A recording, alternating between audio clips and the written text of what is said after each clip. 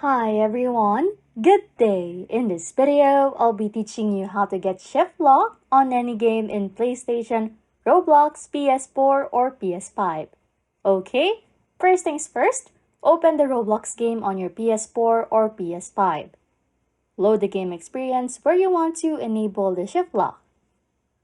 Once you are in the game, to activate shift lock, press the triangle button on your controller.